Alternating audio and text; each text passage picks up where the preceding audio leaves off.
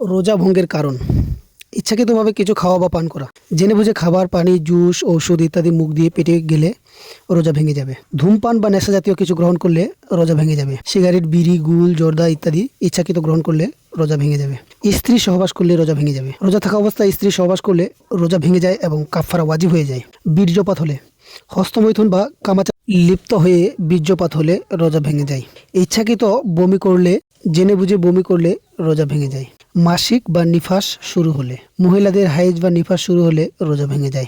Injection বা saline পুষ্টিকর হলে গ্রহণ করলে রোজা ভেঙে যায়। কানে বা নাকে ঔষধ পানি প্রবেশ করালে রোজা ভেঙে যায় যদি তা পেটে বা গলায় যায়।